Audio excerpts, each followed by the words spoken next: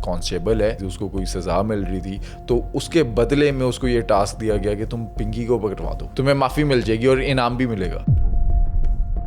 उसको इल्म में था या उसने मर जाना है या उसने पकड़े जाना है, क्योंकि कराची में उसने एक कांस्टेबल ने उसको इतना तंग किया कि इसने उसको मरवाने की भी कोशिश की। पिंकी का जो नेटवर्क है, क्या सरगना पिंकी खुद थी या पिंकी जो है वो फ्रंटमैन थी, पीछे कोई और था? वो तो राना अकरम था जिससे उसने शादी की थी। ये राना इकराम ही उस पर पर्चे करवाता था, उसके भाइयों को पकड़ता था, उससे उनके एंड पे जाके ये लिखते थे कि ये जो मंशियात थी ये पिंकी अनमोल की है, और फिर उसके बाद उससे पैसे लेते थे। दिहाड़ी लगाने के लिए सब। बिल्कुल दिहाड़ी लगाने के लिए। इस टाइम पर पुलिस का क्या इंटरेस्ट है? पिंकी को जो प्रोवाइड कर रहे थे उनको पकड़ना या पिंकी जिन जिन को दे रही थी उन तक पहुंचना? पुलिस का कोई इंटरेस्ट नहीं, पुलिस का इंटरेस्ट है सिर्फ पैसे कमाना। पिंकी का अकाउंट में से भी आपको पता है 3 करोड़ बैलेंस है उसमें। हमने माजी में कई ऐसे वाक़यात देखे कि इंडिया से जासूस पाकिस्तान में आए, यहाँ पर गिरफ्तार हो गए। इसी तरह से एक जासूस था कश्मीर सिंह। हमारे पास यहाँ पे रह के वो ये कहता रहा कि जी मैंने जासूसी नहीं की, मुझे बेगुनाह को जेल में डाला हुआ है। और जब मैं उसके साथ जब इंडिया गया हूँ, इंडिया जाके उसने जाके अपने मीडिया को ये बता दिया कि जी हाँ जी मैंने जासूसी की थी। हीरो भी तो बनना है ना वहाँ पर। बस 2019 का एक केस है, उस टाइम पर काफ़ी शोर मचा था, सानिया साहिवाल, जिसके अंदर 4 लोग जो हैं उनको गोलियां मार दी गई थी बच्चों के सामने। उनके माँ बाप पर गोलियां मारी गई। उनकी एक बहन थी जवान, उसकी डेथ हुई। टेररिस्ट था वह उस कार में जिसको उन्होंने मारना था। CCD के मुबैना पुलिस मुकाबले, तो उस पर आपको लगता है इन फ्यूचर कोई इंक्वायरियाँ इस तरह की होंगी? कौन सा तीफी बट, किसी का कोई भी रिजल्ट नहीं आना यहाँ पे। गोगी भट्ट इस टाइम पर किधर है? गोगी भट्ट जो है जी हमारी इतलात के मुताबिक तो वो ठीक हैं और पाकिस्तान में है। किसके पास है? दोस्तों, आज के दिन भी अनमोल और पिंकी टॉप ट्रेंड है। उसके बारे में हर रोज़ नए नए इंकशाफात सामने आ रहे हैं, लेकिन आज के पॉडकास्ट में हमारे साथ वो शख्सियत मौजूद हैं जो ऑन ग्राउंड जाकर हर खबर पर नज़र रखते हैं, वो खबर को निकालते हैं। आज के पॉडकास्ट में हमारे साथ senior crime reporter Ahmad Faraz साहब हैं जो 91 से रिपोर्टिंग कर रहे हैं। क्राइम रिपोर्टिंग के अंदर बहुत बड़ा नाम है। आज के पॉडकास्ट में हमने उनसे जाना कि पिंकी को लाहौर से किसने गिरफ्तार किया और पिंकी ने आखिर किसको छेड़ा था जो उसकी गिरफ्तारी हुई। पिंकी का पूरा जो नेटवर्क था वो कैसे चलता था, और पिंकी के दूसरे शोहर साबिक पुलिस ऑफिसर राना अकरम इस पूरे मामले में किस तरह से इन्वॉल्व हैं। राना अकरम इस टाइम पर कहाँ हैं और क्या उनसे तफ्तीश की जा रही है, ये सब कुछ जानिए आज के इस पॉडकास्ट में। बहुत ही इंफॉर्मेटिव और बिल्कुल नई डिटेल्स हमारे पास हैं। इस पॉडकास्ट को एंड तक ज़रूर देखिएगा और चैनल को अभी सब्सक्राइब करें।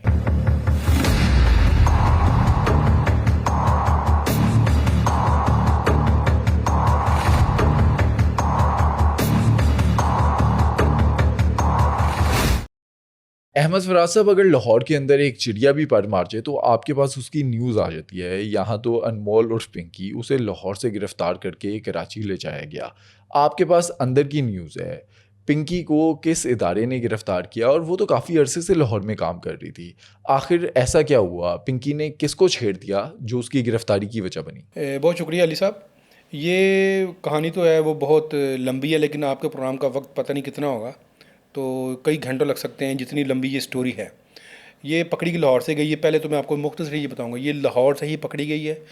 यहीं बैठकर अपना काम कर रही थी, यहीं पर इसका नेटवर्क था और एक अरसे से ये लाहौर में ही बैठी हुई थी, लेकिन इसको नहीं पकड़ रहे थे। ना ही इसको हमारी पुलिस ने, लाहौर पुलिस ने इसको एब्सकॉन्डर किया। अगर ये एब्सकॉन्डर हुई होती, ये पीओ हुई होती, तो मेरा ख्याल है कि आज जिस तरह हम सब वाहवेला मचा रहे हैं ना, कई लोगों के जो बच्चे मर गए हैं, ये शायद वो ना मरते अगर ये पहले पकड़ गई होती। अब आते हैं आपके दूसरे क्वेश्चन की तरफ कि असल ये है क्या।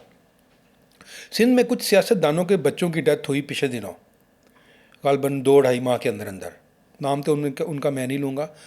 उसके बाद से फिर हमारा एक वफाकी इदारा है IB, जब उन्होंने उनके बच्चों के फ़ोन्स की CDR जब निकलवाई, तो उन CDR को जब उन्होंने शॉर्ट लिस्ट किया, तो क्योंकि पिंकी ने अपना जो नाम एक बनाया हुआ था इस मार्केट में, ड्रग माफिया की दुनिया में उसको डॉन कहा जाता था, और जो कुछ डिबिया भी जो मिली उन पर भी डॉन ही लिखा हुआ था। तो उसके बाद फिर IB ने ही उसको उन्होंने शॉर्ट लिस्ट किया। जब उन्होंने शॉर्ट लिस्ट किया तो शॉर्ट लिस्ट के बाद से ये बात सामने आई कि ये एक कोई ख़ातून है या ये वो फ़ोन नंबर है जिस पर कई बार कई कॉल्स, मैसेजेस का तबादला हुआ है। अच्छा, वो जो बच्चे थे क्या उनके पास वो इसकी डब्बी मिली थी जिसके ऊपर लिखा होता था पिंकी डॉन? मेरा ख्याल है आपकी बात बिल्कुल दुरुस्त है। वो एक के पास से तो वो डिब्बी मिली है, क्योंकि एक साहब के बारे में कहा जाता है जिनकी डेथ हुई थी ना, उन्होंने अपने चचा से जी शर्त लगाई थी कि देखते हैं जी सबसे ज़्यादा कुकीन कौन करता है, अच्छा, तो उसमें उसकी डेथ हो गई। और वो पिंकी की कोकेन थी? पिंकी ही की कोकीन निकली है। फिर तफ्तीश शुरू हुई है। जब तफ्तीश शुरू हुई तो फिर वो इस तक पहुँचे हैं। ना सिर्फ इस तक पहुँचे बल्कि लोकेटर के ज़रिए वो 2 मई की रात को तकरीबन रात को 8 बजे वो नवाब टाउन में इस निजी सोसाइटी में आई है, और उन्होंने आए हैं वो, उन्होंने उस घर के लेफ़्ट राइट तमाम गली को उन्होंने बंद कर दिया। बंद करने के बाद उन्होंने इस घर के अंदर कामयाब उन्होंने रेड की और इसको पिंकी को उन्होंने वहाँ से ज़िंदा पकड़ लिया। और जाते हुए उस गली में जितने घरों के बाद सीसीटीवी कैमरे लगे हुए थे, उन कैमरे को, उन सीडीआर को वो साथ ले गए ताकि किसी को इस बारे में पता भी ना चल सके। और उसके कुछ दिन बाद ही फिर जब आपने देखा होगा एक फुटेज चली जब कराची में अदालत में इस पिंकी को पेश किया गया, तो ये उसके बाद ही तो ये उगदा खुला कि ये वो पिंकी है जो एक ड्रग डीलर है, मंशियात बेचती है, मंशियात फ़रोख्त करती है, कई लोगों के बच्चे मारे हुए हैं, ये वही पिंकी है। उसके बाद से फिर पूरा तूफ़ान एक आया ना जो मीडिया में उस फुटेज के बाद आया है। शायद अगर वो उस दिन को अदालत में पेश ना किया जाता तो शायद किसी को भी पता नहीं चलता, क्योंकि जो वफाकी इदारा था वो आपको पता है वो प्रोसीडिंग नहीं कर सकते। प्रोसीडिंग जो करनी होती है वो करनी होती है पुलिस ने। ये पुलिस के पास इख्तियार है। 154 जो है उसके तहत ये पुलिस के पास इख्तियार है ना कि उन्होंने फौरी तौर पे मुकदमा दर्ज करना होता है। कोई भी तहरीर आए, कोई भी दरख्वास्त दे, तो वो पुलिस ने इसकी प्रोसीडिंग की हुई थी। इसको कराची पुलिस ने इश्तिहारी किया हुआ था, जिसके बाद फिर आईबी ने इसको कराची पुलिस के ही हवाले किया, जिसके बाद से फिर उसको अदालत में जब पेश किया गया तो पता चला कि उसको तो बहुत प्रोटोकॉल दिया जा रहा है और SOP की खिलाफ वर्जी की गई थी। जब भी किसी मुलजिम खातून को अदालत में पेश किया जाता है, हथकड़ी लगाना ये सवाबदीद है पुलिस ऑफिसर की, लेकिन उसके साथ कम से कम 2 लेडीज़ कांस्टेबल ज़रूर होनी चाहिए, जो हमने नहीं देखी, जो कैमरा में भी नहीं थी। उसके साथ पीछे पीछे एक सब इंस्पेक्टर चल रहा था जो उसको गाइड कर रहा था कि मोहतरमा इधर चलें, इधर चलें, इधर चलें। ये सारा सीन था, जिसके बाद से फिर पिंकी हुई है और तमाम मीडिया में शोर मचा उसका। जब ये पकड़ी जाती है, लाहौर से 2 मई को लेकर चले गए कराची में से 12 मई को पेश किया गया, तो ये जो 10 दिन थे, 10 दिन में क्या तफ्तीश की गई या प्रोटोकॉल और वो इज्जत वाला शशके उसके रहे? मेरा ख्याल है आईबी ने जिस तरह अली इसको पकड़ा ना, उनको तो मैं तो कहता हूँ इनाम देना चाहिए। और ये प्राइम मिनिस्टर को चाहिए कि वो जिस भी डायरेक्टर ने, जिस भी असिस्टेंट डायरेक्टर ने इस पूरे केस को उन्होंने अनर्थ किया ना, उनको इसका इनाम मिलना चाहिए। लेकिन ऑन तो करे ना, जो हमने वीडियो देखी गिरफ्तारी की, वो तो पुलिस वाले जाते हैं, पिंकी का दरवाजा आप देखें एडिशनल आईजी कराची, वो फुटेज, वो रेंज फुटेज है। वो जो एक क्लिप है वो गलत है, वो क्योंकि उन्होंने साबित करने के लिए अदालत में किसको कराची से पकड़ा गया उसके लिए उन्होंने एक एविडेंस तैयार किया है, जबकि खुद पिंकी अदालत में ये चीख कर कह चुकी है कि मुझे लाहौर से पकड़ के लाए हैं और लाहौर में एक वैन के जरिए लाहौर से मुझे कराची लेके आए हैं और 22 दिन तक इन्होंने मुझे रखा है, मुझ पर जुल्म भी किया। जुल्म हुआ है ये, लेकिन उसकी जो चाल बता रही थी ना, जब उसको उसमें लग नहीं रहा था उससे जुल्म हुआ है। अगर उससे उस पर जुल्म हुआ होता ना, तो जब पहले दिन उसकी फुटेज चली है तो पहले दिन साबित हो गया होता, नज़र आ गया होता अगर उस पर जुल्म हुआ है। आप देखा नहीं जिस तरह उसने एक ब्लैक कैनक पहनी हुई है, ब्लैक मास्क पहना हुआ है, और जिस तरह शैम्पू से उसने अपने बाल धोए हुए हैं, आपने उसके बाल देखे, उसकी चाल देखी है, उससे लग रहा था कि इस पर तशद्दुद हुआ है। अच्छा, रऊफ़ क्लास्टर साहब की आज सुबह मैं एक न्यूज़ देख रहा था, उन्होंने उस पर मेंशन किया हुआ था कि कोई इस तरह का कांस्टेबल है, उसको कोई इंक्वायरी उसके अगेंस्ट चल रही थी, उसको कोई सज़ा मिल रही थी, तो उसके बदले में उसको ये टास्क दिया गया कि तुम पिंकी को पकड़वा दो, तुम्हें माफ़ी मिल जाएगी और इनाम भी मिलेगा। तो फिर मेरा सवाल यही रऊफ़ साहब से है, तो फिर वो 10 दिन आईबी की कस्टडी में क्यों रही? अगर वो कांस्टेबल आईबी का था, क्या वो आईबी का कांस्टेबल था जिससे उन्होंने कहा जी इसको पकड़ के लाओ? यहाँ पर तो आईबी वाले खुद आए हैं, उन्होंने अपने लोकेटर के ज़रिए आके इसको घर से पकड़ा है, इसको उठा के लेके गए हैं। मैं इसको बिल्कुल इसकी आईबी वालों की मदद की पुलिस ने, कोई सहूलत? एलीट पुलिस साथ आई थी, लोकल पुलिस साथ रही थी। एलीट पुलिस जो है वो लेके जा सकते हैं उसको, कोई भी दारा, कोई भी खुफिया दारा, कोई भी खुफिया एजेंसी उनको साथ लेके जा सकते हैं, क्योंकि उनकी ट्रेनिंग है किसी ऐसे मुकाम पर जाने के लिए जहाँ पर हो सकता है कि आगे से कोई मुजरिम जो है वो रिटेलिएट ना करे। तो वो साथ सिर्फ इसलिए गए थे फॉर सिक्योरिटी कह लें या फॉर उनके लिए एक हिफाजत के लिए कहते हैं, वो इसलिए साथ गए थे ताकि वहाँ पर कोई हो सकता है कि आगे से कोई रिएक्शन ना आ जाता, क्योंकि उनको तो यही मालूम था ना कि अंदर एक ड्रग डीलर है। तो ड्रग डीलर आपको पता है उनके पास वेपन भी होता है, उनके पास इस तरह के सिक्योरिटी उनके अपने गार्ड्स भी होते हैं। हो सकता है खुदा ना खास्ता कोई फायरिंग ना हो जाए या कोई वहाँ पे कोई मज़ीद कोई मसला ना हो जाए, तो वो तो इसलिए उनको साथ लेके आए होंगे। अच्छा, आप उस घर में भी गए, नवाब टाउन वाले घर के अंदर कोई लैब थी जहाँ पर ये ड्रग्स खुद बनाती थी? कहते हैं कोकेन को 300 ग्राम से ये 1 किलो कर देती थी, फार्मूला इसके पास था। बिल्कुल इसके पास फार्मूला था। ये जो 45 से $50 की जो 1 ग्राम ख़रीदती थी ना, ये उसको 145 $160 तक फ़रोख्त करने की इसके पास कारीगरी थी। ये मैं उस घर में तो गया था, मैं उसके जो फर्स्ट फ्लोर था, क्योंकि ये ग्राउंड फ्लोर, फर्स्ट फ्लोर, फिर सेकंड फ्लोर, उसके 3 पोर्शन से उस घर के। ये 5 महले का घर था। 45,000 रुपये इसमें महीने पे वो घर लिया था और 90,000 इसने उसको एडवांस दिया हुआ था। और 8 माह से ये वहाँ, 1 अगस्त से ये वहाँ पे खातून रह रही थी, 2025 से वहाँ पर रह रही थी। इससे इस बात का तो आपको अंदाज़ा होता है ना। फिर ये 8 माह से चले, अगर ये लाहौर वाले कहते हैं जी वो यहाँ उसका कोई नेटवर्क नहीं था, तो फिर ये 8 माह से तो यहीं पे रह रही थी। काम तो यहाँ से चल रहा था। काम तो यहीं से चल रहा था। वो यहाँ बैठ कर ना सिर्फ लाहौर, कराची, इस्लामाबाद, रावलपिंडी, पूरे पाकिस्तान में उसने, उसके बकौल उसने अंधेर मचाया हुआ था। 5 मुकदमात तो लाहौर में भी थे। 5 मुकदमात लाहौर में थे, मुकदमात रजिस्टर्ड हुए, लेकिन उन मुकदमात का पैटर्न देखा आपने? तमाम मुकदमात का एक ही पैटर्न था। जो 2 उसके भाइयों पे मुकदमे दर्ज हुए, उनमें पैटर्न एंड में क्या था जी, हम ये कोकीन जो थी ये पिंकी की थी। अब जो 3 दर्ज हुए, जिसमें एक राइडर है, एक खातून है और एक नामालूम शख्स था जिस पर ये मुकदमा दर्ज किया उन्होंने, उसका भी बयान जो था वो यही था। उसने भी एंड में आके यही कहा है कि जी मैंने ये कोकीन पिंकी से ली। अब आप ये देखें ना अली कि ये मुकदमात और इनका पैटर्न क्या था, एक पैटर्न था। यानी कि यहाँ पर कोई पुलिस वाला था जो ये मुकदमे दर्ज करवा रहा था, यहाँ वो मुकदमे दर्ज करवा रहा था, उसको इश्तिहारी भी नहीं होने दे रहा था, फिर उससे पैसे भी लिए जा रहा था। अच्छा, आप ये देखें ना। सहूलतकार है कौन पिंकी का लाहौर के अंदर? मेन उसका जो सहूलतकार था वो तो राना अकरम था, जिससे उसने शादी की थी, जिसने लेकर इसको छोड़ा। राना अकरम का बैकग्राउंड क्या है? राना अकरम जो ये 15 साल CIA में रहा, फिर जब CI का नाम बदल के OCU हो गया तो फिर OCU में ट्रांसफ़र हो गया। ये इकबाल टाउन में था, इकबाल टाउन CI में था। रेपुटेशन कैसी है? रेपुटेशन देखें, बात पुलिस वालों की रेपुटेशन क्या होती है, अच्छी तो नहीं ना इतनी होती, लेकिन ये तो खुला ही तब है जब ये पिंकी पकड़ी गई, क्योंकि पिंकी ने खुद कहा कि उसने राना अकरम से शादी की हुई थी माजी में और कोई राना अकरम ने इसको पकड़ा, इसको और इसकी एक और दोस्त थी खातून, उसको इन्होंने पकड़ा और पकड़ के छोड़ दिया। और छोड़ के फिर क्या किया, इसने उससे शादी कर ली। 7 करोड़ भी लिए। 5 करोड़ से लेके 7 करोड़ तक की आवाज़, सिर्फ 7 करोड़ नहीं लिए है, 2 गाड़ियाँ भी ली हैं, एक गालबन घर, एक प्लॉट भी अपने नाम करवाया।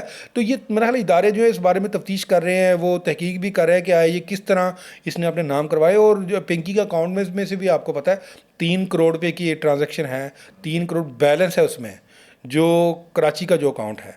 और उसके साथ सबसे ज़्यादा जो इसकी जो होती थी ना लेन देन का जो काम था वो सारा, वो ये जो ऑनलाइन पैसे ट्रांसफ़र करना, फिर इसने ऑनलाइन राइडर्स के ज़रिए उनको ये मंशियात फराहम करती थी अपने कस्टमर्स को। और ये पूरा एक नेटवर्क है, मैं नहीं समझता पिंकी अकेली है, ये पूरा एक नेटवर्क है और ये ड्रग माफिया है। आप देखें ना, ये उसके बहन भाई, उसके फैमिली वाले तो सारे फरार हो गए हैं। ये वकील किसने करके दिए हैं, क्या किसी ने ये देखा है? कहते हैं कोई बाबा है कराची जो की भी अदालत में है, जो भी है, बाबा है या माई है या जो भी है, ये वकील कौन करके दे रहा है उसको? क्या इस पॉइंट पे किसी ने तफ्तीश करने की कोशिश की है? उसके वकील जो हैं वो अदालतों में पेश हो रहे हैं, 20 उसके मुकदमात हैं, कभी कोई वकील पेश होता है, कभी कोई वकील पेश होता है। वकील तो पैसे ही बड़े लेते हैं, फीसें बड़े लेते हैं, और फिर ये ड्रग केस, इसमें तो फीसों जो लाखों में होती हैं। और ये कौन कर रहा है, ये कौन कर रहा है? कोई ना कोई तो है ना। अच्छा, ड्रग माफिया है ना। पिंकी का जो नेटवर्क है, क्या सरगना पिंकी खुद थी या पिंकी जो है वो फ्रंटमैन थी, पीछे कोई और था, डोर किसी और के हाथ में थी? पिंकी ही सरगना थी, पिंकी ही मैन्युफैक्चरर थी, पिंकी ही सेलर थी, पिंकी ही सारे इस नेटवर्क की ट्रेडर थी। बेवकूफ़ भी थी या शातिर थी? नहीं, वो बेवकूफ़ नहीं थी, वो शातिर थी। लेकिन जिस तरह के वॉइस नोट्स आ रहे हैं, देखे उसने, आप देखें ना, उसको पता था कि उसने पकड़े जाना है, और उसने पकड़े जाने से पहले अपनी एक जो वॉइस मैसेज उसने किया है, एक जानशीन उसने मुकर्रर किया उसमें कि जी हो सकता है मुझे कुछ हो जाए, मैं मारी जाऊं या पकड़ी जाऊं, तो आप लोगों ने मेरे फलाने बंदे से आपने रब्ता करना है। उसको पता था, उसको इल्म में था या उसने मारे जाना है या उसने पकड़े जाना है, क्योंकि कराची में उसने एक कांस्टेबल ने उसको इतना तंग किया कि इसने उसको मरवाने की भी कोशिश की। और 2 रोज़ कबल जो कराची की CTD है उसके 2 कांस्टेबलों को भी पुलिस ने पकड़ लिया है जो पिंकी के साथ राब्ते में थे और वो पिंकी के लिए काम करते थे। वो राना अकरम क्या पिंकी के साथ सिर्फ शादी वाला मामला है या काम भी कर रहा था, मंशियात का काम साथ कर रहा था? देखें, ये जिस तरह उसने पिंकी को छोड़ा है ना, तो इस पर कुछ भी आप मवाजना कर लें आप, फिर इससे इसी बात को तकवीत मिलती है। अगर उसने छोड़ा है तो फिर ज़ाहिर है उसे काम तो कर उसके रहा होगा काम ना। के अंदर वो शामिल है। काम के अंदर उसको 100% शामिल है। वो राना अकरम ने जो उसे शादी की है ना, उस शादी के बाद ना आप देखें ना कि वो हमें ये पता चला है कि ये जो घर लेके दिया था ये राना अकरम ने ही उसको लेके दिया हुआ था जिसमें वो बैठी हुई थी। कि तुम इधर काम करो। जी, नवाब टाउन में, क्योंकि खुद वो रिटायर हो चुका था। अब रिटायरमेंट के बाद उसके जितने भी अखराजात हैं वो इसी काम से निकल रहे थे। राना अकरम सामने क्यों नहीं आ रहा है? कहाँ इस टाइम? कह रहे हैं बाकू है। नहीं, उसकी जो ट्रैवल हिस्ट्री है ना उसमें वो 2 दफ़ा गया है बाकू, और जो पिंकी है वो 1 दफ़ा बाकू गई है। और उसका आखिरी जो ट्रैवल है वो 23 मार्च का है। ठीक है। 23 मार्च 2026 का वो उसकी जो है अराइवल है पाकिस्तान में, वो बाहर से आया है। और 23 मार्च के बाद उसका आखिरी टूर कोई नहीं है, आखिरी उसका सफ़र कोई नहीं है। इस टाइम पाकिस्तान में ही है? जी, वो पाकिस्तान में है। तो आपकी बात नहीं हुई पुलिस ट्रैवल हिस्ट्री अफसरान में से? ट्रैवल हिस्ट्री जो निकली है ना उसके मुताबिक वो उसकी जो आखिरी अराइवल है ना वो 23 मार्च है। CCD के सामने पेश हुआ हो, किसी से राब्ते में आया हो? देखिए, उसको तो सबको बुलाना चाहिए ना। उसको 5 ये जो पर्चे दर्ज हुए हैं ये राना इकराम ही मैनेज कर रहा था। चाहिए मैं आपको ये बताता हूँ, ये राना इकराम ही उस पर पर्चे करवाता था, उसके भाइयों को पकड़ता था, उससे उनके एंड पे जाके ये लिखते थे कि ये जो मुंशियात थी ये पिंकी अनमोल की है, और फिर उसके बाद उससे पैसे लेते थे वो। दिहाड़ी लगाने के लिए सब होता बिल्कुल, दिहाड़ी लगाने के लिए। था। लेकिन अकेले दिहाड़ी नहीं लगती होगी ना, साथ और भी तो लोग होंगे। उसके साथ, लेकिन मेन उसके साथ जो जुड़ा हुआ था ना वो राना इकरम ही था। अब राना इकरम के साथ कौन कौन पुलिस ऑफिसर शामिल है ये तो वो पकड़ेंगे, उसको उससे तफ्तीश करेंगे तो वो बताएगा, वो उगलेगा कि उसके साथ कौन कौन था। ये जो 7 करोड़ रुपये लिया गया उसने अकेले ने तो लिया बिल्कुल होगा। ऐसे ही है, ऊपर तक गए होंगे। जी बिल्कुल। तो उस टाइम के जो बाकी के अफसरान हैं सारे, वो आएंगे इन्वेस्टिगेशन में? बिल्कुल, इन्वेस्टिगेशन हो रही है इस बारे में, इन्वेस्टिगेशन तो हो रही है। उसमें कुछ राना इकरम का ये जो सेक्शन था जिसको SIU कहते हैं गलबन, OCU OCU से बाद जो उन्होंने बनाया था ना, एक स्पेशल इन्वेस्टिगेशन यूनिट बनाया था, उसमें जो था उन तमाम को उन्होंने शामिल तफ्तीश किया है और पूछताछ जारी है। क्योंकि ये अकेला जो था ये रिटायर हो गया था तकरीबन कुछ 1.5 साल पहले, और अब भी डिपार्टमेंट तो चल रहा है, वो शोबा तो चल रहा है ना, तो वहाँ पे जो भी है उनसे तफ्तीश की जा रही है। अच्छा, पिंकी पकड़ी गई, इस टाइम पुलिस के पास है, लेकिन उसका नेटवर्क तो उसी तरह चल रहा होगा, मंशियात अभी भी बिक्री आप होगी। देखें ना, वो ये मैं आपको बता रहा हूँ कि उसके ये जो वकील पेश हो रहे हैं, ये वकील कौन कर रहा है? कोई ना कोई नेटवर्क तो है ना, पूरा एक ड्रग माफिया है, एक पूरी एक चेन है जो ये काम कर रही थी, और उसमें से सिर्फ ये अकेली खातून पकड़ेगी। उसका तो साहब का जो शोहर है नासिर, जो असल काम करता था ना वो नासिर था, ये वजीराबाद का रहने वाला है। उसके 2 भाई भी ये काम करते थे। नासिर भी अभी तक नहीं पकड़ा गया। नासिर से इसने तलाक ले ली, और उससे तलाक लेने के बाद फिर इसने राना अकरम से शादी की, और मेन जो इसका था जिसके साथ इसने काम शुरू किया था वो नासिर था। और उसके जो 2 भाई थे वकील, वो ये जो ड्रग आपको पता वो कहाँ रखते थे? वो अपने चैम्बर में रखते थे। अच्छा, ताकि यहाँ पे कोई आए ही ना। हाँ, चैम्बर में किसने जाना है मुझे बिल्कुल। बताएं। अच्छा, वहाँ उनके रखते बारे में बताया जाता है कि नासिर और उसके ये जो भाई मंसूर और शहरोज, ये पहले गेस्ट हाउस और शराब का काम करते थे। बिल्कुल, लाहौर में इन्होंने सबसे पहले गेस्ट हाउस शुरू किया था इसके साथ, फिर उन्होंने शराब का काम भी किया। लेकिन फिर कुछ अर्से के बाद, क्योंकि ये जब बाहर जाते रहे ना नासिर, बैंकॉक वगैरह, उसका फिर उन्होंने ड्रग का काम शुरू किया है। और ये जो पिंकी थी ये खुद बहुत बड़ी मैन्युफैक्चरर थी, और इसके पास एक बड़ा ही अहम महारत वो ये थी कि ये ग्राम की जो होती थी ना कोकीन, उसको ये किलोग्राम तक ले जाती थी। अच्छा, पिंकी की हिस्ट्री क्या है? पिंकी भी कहते हैं कि ब्रोथल हाउसेज और ये कॉलगल थी। देखिए, ये इसने जो इसकी जो है ना, इसका जो वालिद था वो टैक्सी ड्राइवर था गालबन, कसूर का या कराची का? कराची में। और 8 तक इसने तालीम हासिल की। उसके बाद इसने फिर इसको शौक़ हुआ मॉडलिंग का। मॉडलिंग के लिए फिर लाहौर आ गई, और लाहौर में आके इसने जब मॉडलिंग स्टार्ट की तो इसने फिर पार्टीज़ में जाना शुरू किया। जब पार्टीज़ में जाना शुरू किया तो उसी दौरान इसकी नासिर से फिर मुलाकात हुई। फिर नासिर के साथ इसने शादी की, फिर दोनों मियाँ बीवी ने ये ड्रग का काम शुरू किया। ये बहुत एक जैसे कहते हैं ना लंबी ये कहानी है कि कब से ये लड़की ये काम कर रही थी। मेरे ज़ाती तजर्बे के मुताबिक कम से कम 15 साल से वो ये काम कर रही थी और किसी की भी नज़र उसकी तरफ नहीं गई। क्यों नहीं गई? कि वो जो भी उसे पकड़ने की कोशिश करता था, जो भी उस तक पहुंचने की कोशिश करता था, वो उसको खरीद लेती थी, उसको पैसे देती थी। करोड़ों पे तो वो बांट चुके हैं पुलिस में। अब ये देखे ना, इस पे क्यों नहीं तफ्तीश हो रही कि वो लाहौर में थी, वो लाहौर में अपना काम कर रही थी, वो लाहौर में बैठ कर वो अपना गैंग चला रही थी, लाहौर में बैठ कर वो कराची, लाहौर, इस्लामाबाद, पिंडी, पता नहीं कहाँ कहाँ वो फॉरवर्ड कर रही थी, और यहाँ लाहौर वाले चुप करके बैठे हुए थे, वो उसको पकड़ ही नहीं रहे थे। 2024 में भी तो कुछ पुलिस वाले पकड़े जाते हैं जो ड्रोन के जरिए मंशियात भेज रहे थे जी, border पार। बरकी के इलाके में ये हमारा जो 0 पॉइंट है, वहाँ से काफ़ी पुलिस वालों को पकड़ा है। और आपको पता है ये जो ड्रोन की एक वो है ना, ड्रोन के ज़रिए सिर्फ वहाँ पर ड्रग नहीं जाती, वहाँ से इंग्लिश शराब आती है। अच्छा। इंडिया से जो ड्रोन के ज़रिए आती है ना, वो इंग्लिश शराब ड्रोन के ज़रिए आती है, और यहाँ से क्या जाता है, कोकीन, चर्स, पाउडर और भी इस किस्म की जितनी भी वो जो हैं नशे जो है मंशियात के, वो इस तरह ड्रोन से पाकिस्तान से इंडिया और इंडिया से यहाँ पर बॉर्डर पे बैठ के ये काम होते रहे। तो काफ़ी लोगों को पकड़ा भी है, उनको सजाएं भी दी, लेकिन अभी भी सुना है कि ये काम हो रहा है। अच्छा, पिंकी का आप फ्यूचर क्या देख रहे हैं? नाम बाहर आएंगे, लिस्टें बन गई हैं? लिस्टें कौन सी लिस्टें बन गई हैं? उसको क्या पूछा इन्होंने? वो तो एक ही बार कह रही है कि जी मुझे लाहौर से पकड़ के लाए हैं, मुझे लाहौर से पकड़ के लाए हैं। उसने किसी का नाम लिया है? मुझे बताएं। 2-3 एक एक्ट्रेस का नाम लिया है, एक गालबन किसी मॉडल का नाम उसने लिया, या किसी सियासतदान का नाम लिया है। कौन से उसने नाम ले दिए जिनकी लिस्टें बनानी इन्होंने? इस टाइम पर पुलिस का क्या इंटरेस्ट है? पिंकी को जो प्रोवाइड कर रहे थे उनको पकड़ना, या पिंकी जिन जिन को दे रही थी उन तक पहुंचना? पुलिस का कोई इंटरेस्ट नहीं। पुलिस का इंटरेस्ट है सिर्फ पैसे कमाना, वो पैसे खाने उन्होंने, और कुछ नहीं है। मुझे ये बताया ना कि ये इसका रिमांड क्यों नहीं लिया इन्होंने? रिमांड तो लिया इन्होंने कत्ल का पर्चे में, हाँ, नहीं लिया। ड्रग के किसी पर्चे में इसका रिमांड नहीं लिया उन्होंने। और जब केस पहले वैसे दिन इसको कमजोर हो पेश गया किया, ना। जब इसको पहले दिन पेश किया है तो उसको उन्होंने जुडिशल भेज दिया था। अब मोस्टली यहाँ पर मैं आपको बताऊँ, जो लाहौर कराची में जो प्रैक्टिस होती है ना, ये जो ड्रग के जो केसेस होते हैं ना, इसमें रिमांड नहीं लेते। लेना चाहिए इनको रिमांड, लेकिन जब किसी से कुछ चीज़ रिकवर होती है ना, चाहे वो पाउडर है, वो शराब है, लोकल एंड स्पेशल लॉ की बात कर रहा हूँ, जो लोकल एंड स्पेशल लॉज जो होते हैं ना, इसमें ये बहुत कम रिमांड लेते हैं। कि ये कहते हैं कि जी हम रिमांड इसलिए लेते कि शायद करप्शन होती है। करप्शन तो कर ही रहे होते हैं, ये करप्शन ही कर रहे होते हैं कि रिमांड नहीं लेते और फौरी जुडिशल करवा देते हैं। और जब जुडिशल होता है मुलजिम मंशियात का, वो अपनी बेल अप्लाई कर देता है। अच्छा, पुलिस वालों के पास कौन कौन से तरीके हैं जिनसे ये मजबूर कर देते हैं किसी भी बंदे को, किसी भी शहरी को रिश्वत के लिए, कि वो रिश्वत दे, मुट्ठी गर्म करे? कोई एक तरीका हो तो बताओ ना आपको। आप बैठे हैं, आपके सामने किसी को मारना शुरू कर देंगे, तशद्दुद शुरू कर देंगे। जब 3rd डिग्री शुरू करेंगे, फिर आप क्या करेंगे? आप तो हाथ जोड़ेंगे ना, आप तो कहेंगे भाई मुझे ना मारना, ये पैसे ले लो। कई तरीके हैं। फिर आपको ये धमकाएंगे जी हम आपका नाम पर्चे में दे देंगे, इससे भी पैसे लेते हैं। कई तरीके हैं इनके पास।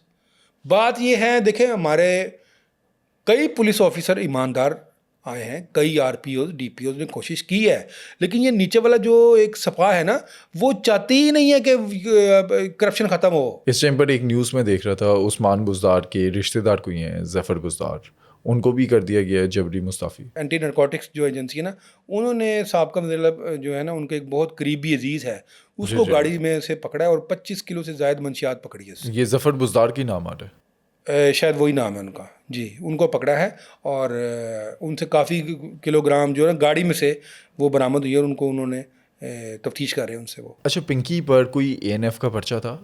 ANF ने कभी पिंकी को पकड़ा? कभी भी नहीं। अगर ANF ने पकड़ा था ना, मेरा ख्याल है कभी काफ़ी जो है ना अरसा पहले वो मंजर यहाँ पर आ चुकी होती। तो ये सवालिया निशान ANF पर है ना, नहीं, ANF कि पर जिसका काम है उसी ने नहीं किया। सिर्फ ANF का काम तो नहीं है, काम तो पुलिस का है ना। सिर्फ ANF का काम तो नहीं है कि ANF ने करना है। पुलिस की कितनी नफरी है लाहौर की या पंजाब की? 3 लाख से ज़्यादा है। और इतनी नफरी उधर उनकी होगी कराची पुलिस की।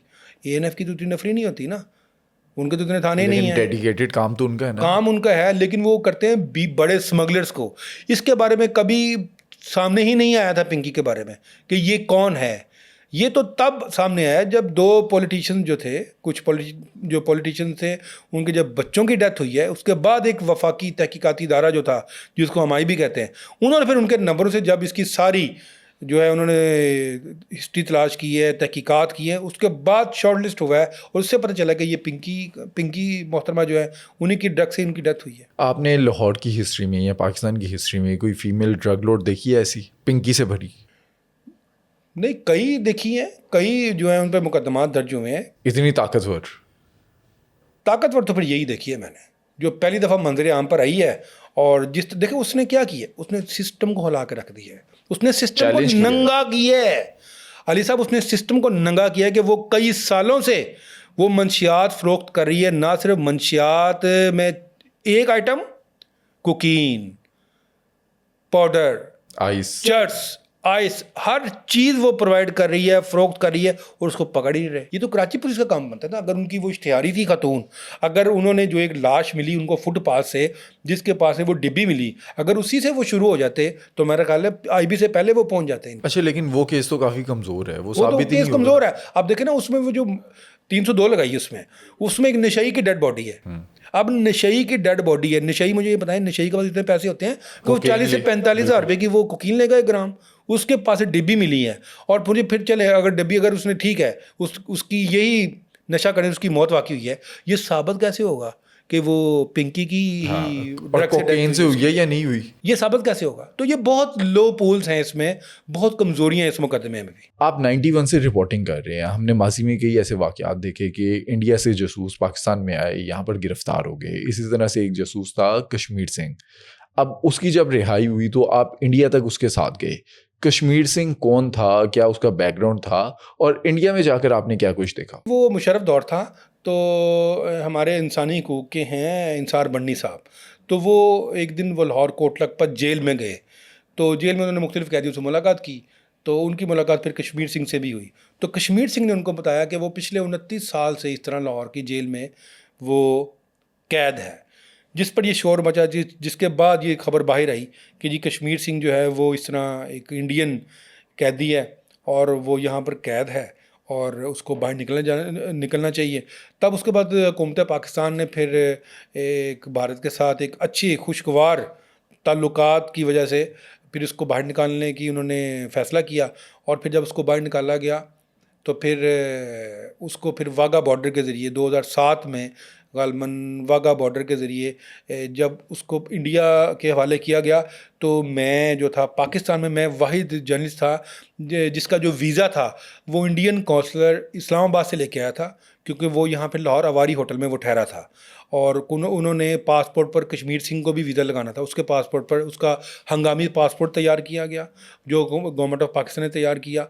और उसका मेरा और मेरे साथ हमारा जियो का कैमरामैन था वहीद भट्ट, हम तीनों का वीज़ा स्टिकर जो थे ना वो इंडिया से वो लेके आए साथ, जो वीज़ा काउंसलर था इंडिया का, और अवारी में आके वो ठहरे थे। वहाँ पर आके उन्होंने हमारे पासपोर्टों पे वो वीज़ा स्टिकर लगाए, स्टैंप लगाई, जिसके बाद फिर हम कश्मीर सिंह के साथ बाय फुट हम लोग ने वाघा बॉर्डर जो था वो क्रॉस किया। और ये 3 दिन का वीज़ा था हमारा, वहाँ पर उसका वेलकम हुआ। कश्मीर सिंह के साथ जो था वो 3 दिन का वीज़ा था, क्योंकि वो जो अमृतसर था ना, अमृतसर से करीबन कोई 80 किलोमीटर दूर होशियारपुर का वो रहने वाला था, होशियारपुर गांव का।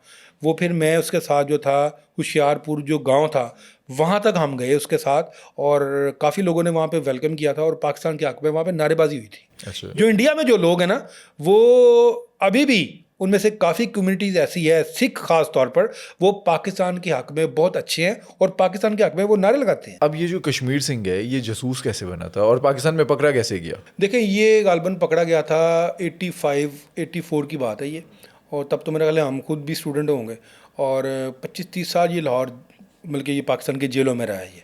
और जब पकड़ा गया तो फिर हमारे अदालतों ने इसको सज़ा दी थी। और आप देख रहे हैं कि जब उसको निकाला यहाँ पे, हमारे पास यहाँ पे रह के वो ये कहता रहा कि जी मैंने जासूसी नहीं की, मुझे बेगुनाह को जेल में डाला हुआ है। और जब मैं उसके साथ जब इंडिया गया हूँ, इंडिया जाके उसने जाके अपने मीडिया को ये बता दिया कि जी हाँ जी मैंने जासूसी की। हीरो भी तो बनना है ना वहाँ पर, बस। और वहाँ जाके उसने ये बयान दे दिया कि जी मैंने जासूसी की थी पाकिस्तान के लिए। मैंने उसके इंटरव्यूज़ देखे जिसमें वो कहते हैं कि मुझ पर ऐसे तशद्दुद करते थे, मुझे इस तरह से मारा। वो नहीं, उस पर कोई तशद्दुद नहीं हुआ, बिल्कुल झूठ था, बिल्कुल ठीक ठाक मेरे साथ वो चल के बाय फुट उसने किया, बॉर्डर क्रॉस किए। हमने भी वाघा बॉर्डर क्रॉस किया और हम इंडिया गए। बायर नहीं गए थे, हम लोगों ने बॉर्डर क्रॉस किया था और यहीं पे उन्होंने इंडियन हुकाम के हवाले किया गया था। 2019 का एक केस है, उस टाइम पर काफ़ी शोर मचा था, सानिया साहिवाल, जिसके अंदर 4 लोग जो हैं उनको गोलियां मार दी गई थी बच्चों के सामने। उस केस का क्या बना? उस केस में तकरीबन को 2 साल के बाद ही वो जो पुलिस वाले थे CTD के, उनको छोड़ दिया गया था। उसकी वजह ये थी कि उसमें गालबन जो उस केस का जो मुद्दई था ना, उसने वो खुद ही वो सरेंडर कर दिया था वो केस। वो नहीं चाह रहा था कि इस केस में मजीद सेटलमेंट हो गई थी और था तो वो एक बड़ा ज़्यादती हुई थी कि जी बच्चों के सामने उनके माँ बाप पर गोलियां मारी गईं, उनकी एक बहन थी जवान, उसकी डेथ हुई और दहशत टेररिस्ट था वह उस कार में जिसको उन्होंने मारना था। ऑपरेशन भी ठीक था, इंफॉर्मेशन भी ठीक थी CTD की, लेकिन वो थोड़ा सा एक ये हो गया उसमें कि उसमें ख़वातीन की डेथ हो गई। टेररिस्ट था वो, दाइश से उसका ताल्लुक था और बड़ी पेट इन्फॉर्मेशन थी, बड़ी करेक्ट इन्फॉर्मेशन थी जिस पर CTD ने वर्क किया और जब उन्होंने उसको वहाँ पे इंटरसेप्ट करने की कोशिश की तो उसने फायर की है। जब फायर किया तो जवाबी फायरिंग में वो फिर हमारे इदारे को करनी पड़ी, गाड़ी पे फायरिंग, जिसकी वजह से उन दोनों की भी हलाकत हो गई थी और बच्चे 2-3 ज़ख्मी हुए थे, जिनको फिर हुकूमत पाकिस्तान ने उनका इलाज भी करवाया था और उनको अच्छा खासा फिर उनको जो है ना उनकी मदद भी की थी, माली मदद। अब कल की न्यूज़ है, सना यूसुफ के जो कातिल है उसको सजाए मौत सुना दी गई है, लेकिन इधर एक सवाल बनता है, क्या सजाए मौत पर इम्प्लीमेंट होगा? क्योंकि काफ़ी अरसे से हम देख रहे हैं सजाए मौत जो है वो रोकी हुई है। वो इम्प्लीमेंट क्यों नहीं होती? आपका अदालती सिस्टम जो है ना उसको ठीक करें ना आप। अभी आपके जब एक हक है कि अगर उसको सेशन कोर्ट से उसको सज़ा हुई है तो अब वो अपील के लिए हाई कोर्ट जाएगा। अगर हाई कोर्ट ने भी उस सज़ा को बरकरार रखा तो फिर वो अपील के लिए सुप्रीम कोर्ट जाएगा। अगर सुप्रीम कोर्ट ने भी उसको सज़ा को बरकरार रखा तो फिर वो रहम की अपील करेगा प्रेसिडेंट के पास। तो ये एक टाइम लगता है। आप देखें ना, मोटरवे केस हुआ था, रेप के 2020 की बात है, बिल्कुल उसके साल 1.5 साल के बाद उनको सज़ा हो गई थी, सज़ाए मौत हो गई थी, सुना गई थी। अब तक हुई है उनको, 2026 चल रहा है। तो यहाँ पर अदालती सिस्टम को ठीक करना पड़ेगा ना, जस्टिस का निज़ाम को चेंज करना पड़ेगा। जब तक क्रिमिनल जस्टिस सिस्टम को हम ठीक नहीं करेंगे तब तक किसी को सज़ा नहीं हो सकती। क्रिमिनल जस्टिस सिस्टम में सबसे पहले किसको ठीक करना पड़ेगा? पुलिस को। फिर किसको ठीक करना पड़ेगा? अदालतों को, जुडिशरी को। फिर किसको ठीक करना पड़ेगा? जेल को। ये 3 अहम चीज़ हैं जो क्रिमिनल जस्टिस सिस्टम का हिस्सा हैं। जब तक ये तीनों ठीक नहीं होंगी किसी को इंसाफ नहीं मिल सकता। लास्ट टाइम सजाए मौत किसकी हुई है? ज़ैनब केस के अंदर इमरान जो है, मेरा ख्याल है बिल्कुल वही, उसी को इमरान नाम उसके था बाद जो है वो खत्म हो उसके बाद किसी को नहीं। देखिए लोग अपीलों में जाते हैं, लोग माफ़ी भी मांग लेते हैं। देखिए आप अगर मुजरिम जो है वो तख्तादार पे है, 1 घंटा पहले भी आगे वारस कह देंगे जिनको माफ़ किया तो वो माफ़ी मिल जाती है, तो हो जाता है इस तरह। CCD के मुबैना पुलिस मुकाबले, तो उस पर आपको लगता है इन फ्यूचर कोई इंक्वायरियाँ इस तरह की होंगी? इंक्वायरी किसने करनी है? जुडिशल इंक्वायरी किसने करनी होती है? मुझे जब हुकूमत चेंज माजी में कभी जुडिशल इंक्वायरी कभी आज तक किसी का रिजल्ट आया है? मुझे बताएं। जुडिशल इंक्वायरी क्या है? जुडिशल इंक्वायरी ये है कि रात के 2 बजे, 3 बजे या सुबह 4 बजे जहाँ पुलिस मुकाबला हुआ है वहाँ पर कोई यानी शाहिद, कोई विक्टिम जिसने देखा हो, कोई आता है गवाह। ये है जुडिशल इंक्वायरी का मेन हिस्सा, मेन क्रक्स ये है कि वहाँ से किसी ने देखा है ये मुकाबला होते हुए। अगर किसी ने देखा भी होगा वो देगा गवाही नहीं। तो जब तक जुडिशल इंक्वायरियाँ में कोई सामने नहीं आएगा तो कौन सी इंक्वायरी होनी है? मुझे बताएं अली साहब, कहाँ की इंक्वायरी? कोई इंक्वायरी नहीं, सिर्फ बयान की हद तक। यहाँ पर कभी आज तक किसी इंक्वायरी का, किसी कमेटी का कोई रिजल्ट नहीं आया, ना आना है। इस टाइम पर CCD के उस तरह से उस स्पीड में पुलिस मुकाबले हो रहे हैं।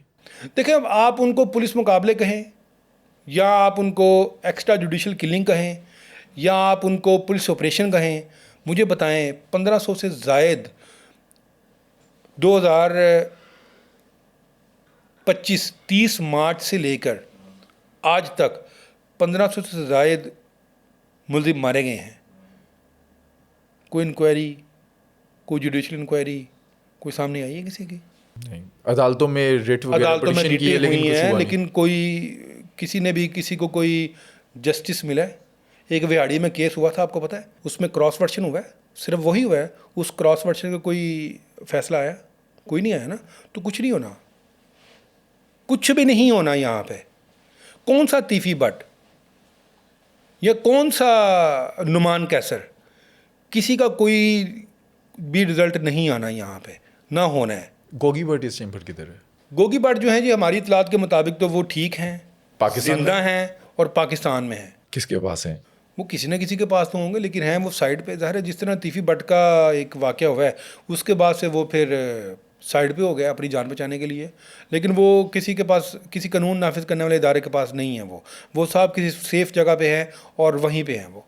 और मेरा ख्याल है वो तब मंजर यहाँ पर आएंगे जब ये गवर्नमेंट जाएगी, और यहाँ वो इंतज़ार कर रहे होंगे सीसीडी का ख़त्म होने का। लेकिन सीसीडी ने अब ख़त्म नहीं होना। सीसीडी ने काफ़ी क्राइम पे जो काबू पाया ना, 60% क्राइम पे उन्होंने काबू पा लिया है। पॉलिसी यही रहेगी या चेंज हो सकती है? पॉलिसीज़ उनकी जो है वो क्राइम ख़त्म करना पॉलिसी है उनकी, मंदे मारना उनकी पॉलिसी नहीं है। वो क्राइम जिस तरह ख़त्म कर रहे हैं ना, वो मेरा ख्याल है वो जिस स्पीड के साथ उन्होंने, आप ये देखें ना, आपने नीचे बाहर गाड़ी खड़ी की हुई है, आपको कोई डर है वो खोल के ले जाए? नहीं। यही सेम मेरा भी है, मेरी भी गाड़ी नीचे खड़ी है। तो ये हमें एहसास तहफ़्फ़ुज़ का ऐसे ही पैदा है, हुआ है पिछले साल मार्च के बाद। जिस तरह सीसीडी ने बड़ी स्पीड के साथ उन्होंने अपना काम किया है। या मैं अब अगर रोड पे चलता हूँ ना, तो मैं सरेआम मोबाइल जो अपने कान पे लगा के सुन रहा हूँ। मुझे यकीन है, शक नहीं, मुझे यकीन है कि मेरे साथ इंशाल्लाह वारदात नहीं होगी। और सबसे अच्छी चीज़ जो नेफे में पिस्टल चलता है, डर बैठ गया है। देखे ना, वो नेफे वाला पिस्टल वो जो था, उसमें देखे ना अब ख़वातीन के साथ जो वाक़यात हो रहे थे, ये बच्चियों के साथ जो वाक़यात हो रहे थे, उनमें किस हद तक काबू पड़ गया उनमें।